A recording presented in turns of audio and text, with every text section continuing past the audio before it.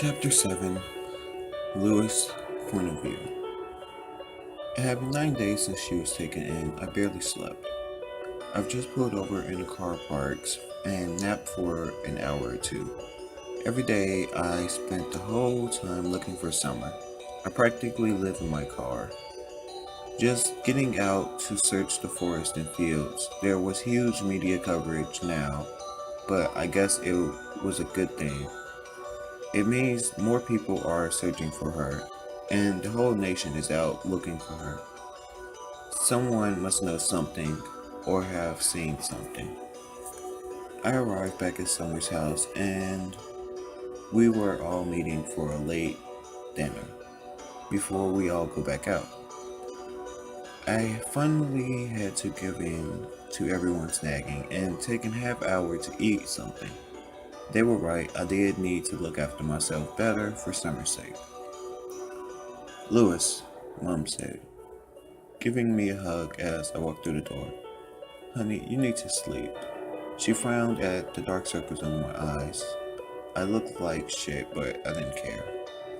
I walked in the kitchen where Dawn was keeping herself busy making baked potatoes for everyone. I practically inhaled my food, barely tasting a thing. I didn't want to waste too much time. Lewis, you need to sleep. It's almost 9 o'clock.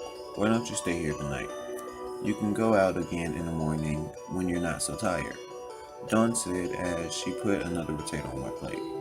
No, I need to keep looking, I replied, shaking my head. You can't look properly if you're tired. She needs you to be strong. Get some proper sleep tonight, Dawn argued, using Summer to convince me. I sighed. Okay, fine, but as soon as it's light, I'm going. She nodded and poured me more beans over my finished potato. Mom and Dad exchanged a little smile when I agreed to stay here tonight. They were really worried about me. It was Summer they should be worried about.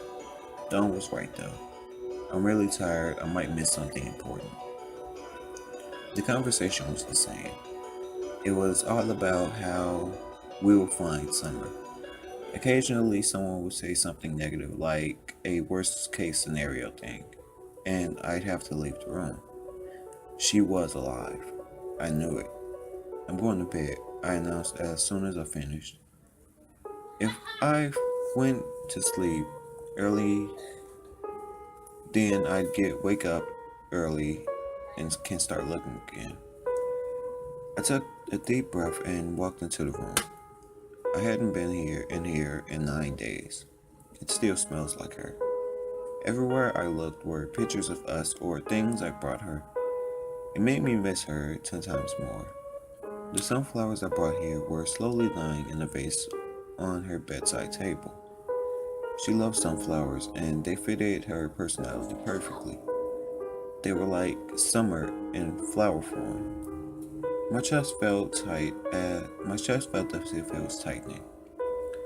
It physically hurt to be away from her, to not know where she is or if she's okay. I pulled my shirt off and my jeans off and slipped into bed, her smell surrounding me.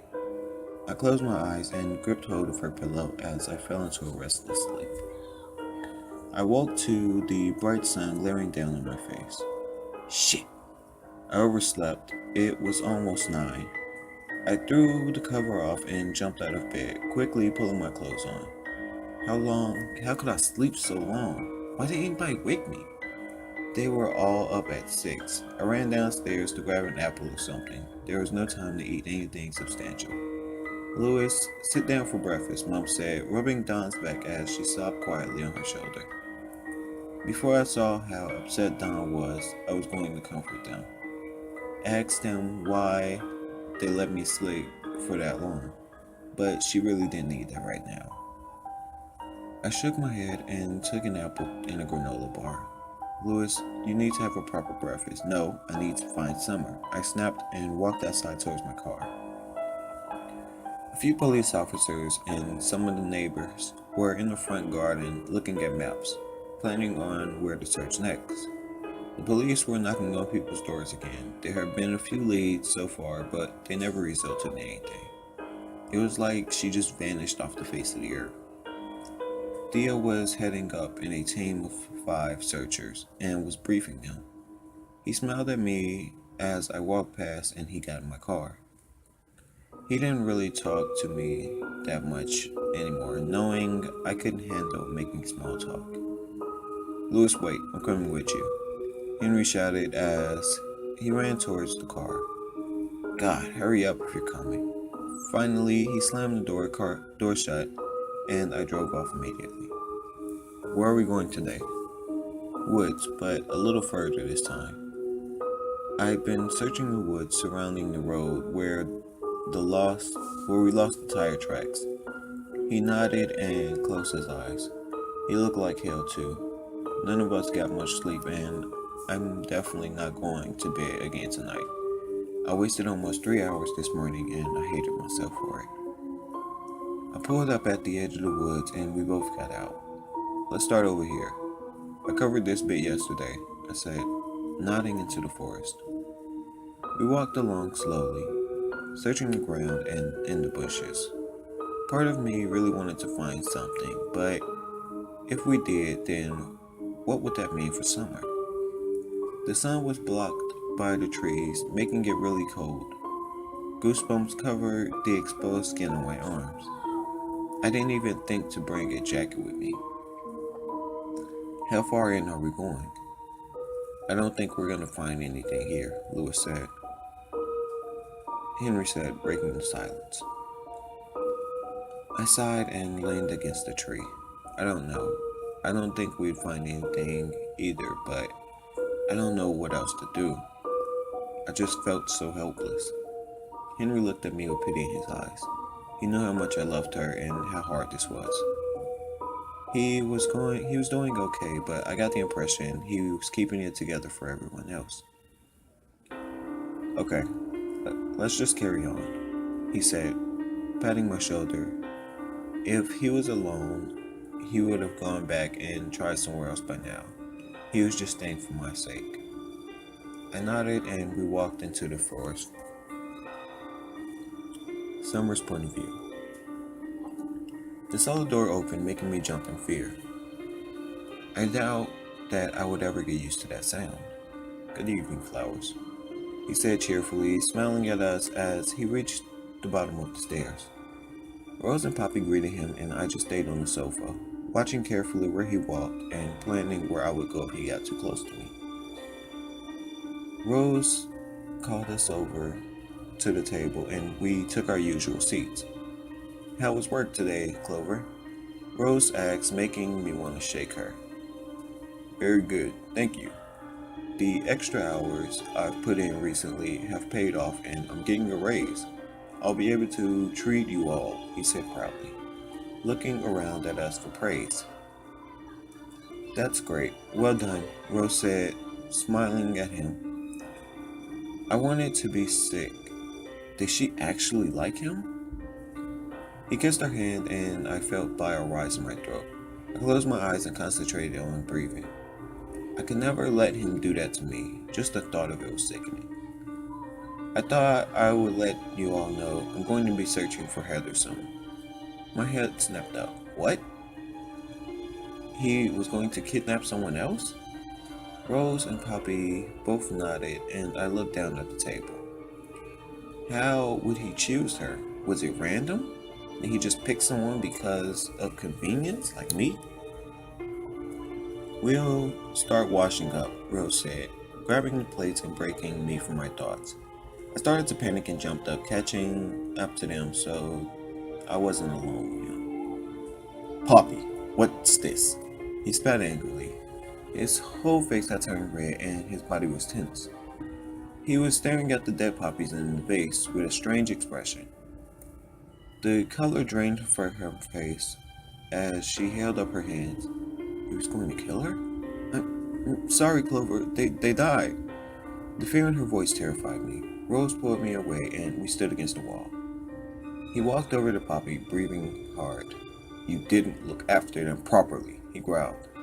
Poppy flinched and he shook her head. I did, but, they, don't mumble, he shouted, making us all jump. You did this on purpose. You did this to disobey me, he accused. No, I didn't, I swear. I didn't. I'm so sorry, Clover. Please forgive me, she whispered pleadingly. He walked forward, backing her against the wall. Why was he reacting like this? There were only flowers. Rose held me tight, stroking my arm comfortingly. It's going to be okay, she whispered. Was it though? Would he kill her for dead flowers? Tears were flowing down my cheeks. I was so scared for her. Poppy held up her hands, pleading with him. Clover, I promise I took care of them. They just died. His nostrils flared up, and he raised his hand, slapping her hard across the face. Poppy cried out in pain and held the side of her face. He grabbed the flowers out of the vase and threw them at her. I guess I need to get you more. He spat as he walked out of the cellar. Slamming the door, he looked so upset and angry, but why? We both rushed over to Poppy, who was sitting on the floor crying. It's okay, Poppy, Rose said soothingly. After a few minutes, Poppy stopped crying and stood up. I'm okay, Lily, honey.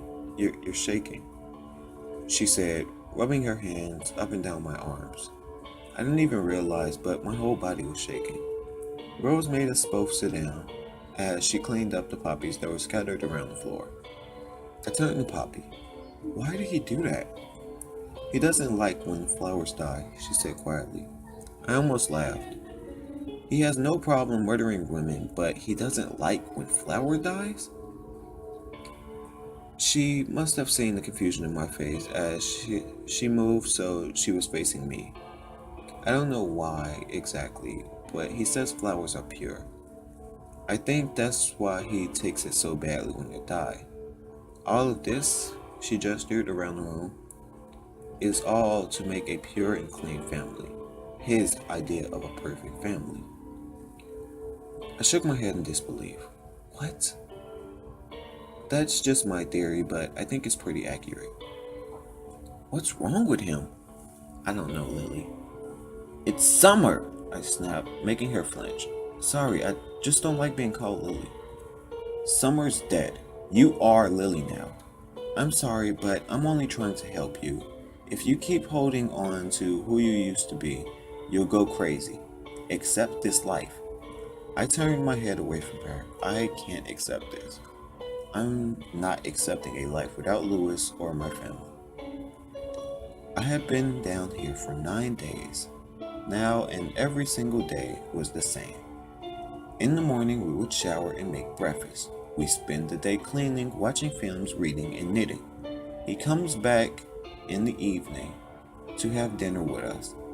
After that, we clean up, watching more films, shower, and go to bed. On Mondays, he would take Rose into that room. On Wednesdays, it was Poppy. It always happens just after dinner, and he leaves immediately after and goes to the shower. He sticks to the routine, and if anything disturbs it, he can't deal with it and gets really violent. So far, he hasn't done anything to me, just talks to me more and asks questions. He's very careful not to ask things about my life though. Mostly, he asks about my favorite food, films, and books. The thought of one day he'll want to touch me is in my mind constantly. He hadn't brought anyone else back here yet, and still hadn't found a replacement for Violet, which makes him on edge. Apparently, he doesn't like there being an uneven number of us. Rose thinks it's all about control. He absolutely hates losing control, even with the smallest things. His overreaction to the dead flowers had happened with me a couple of days ago. It was exactly the same as what he did to Poppy. He screamed at me, slapped me, then walked out. At the minute, all 3 bunches of flowers were okay, but we'd only had them a day.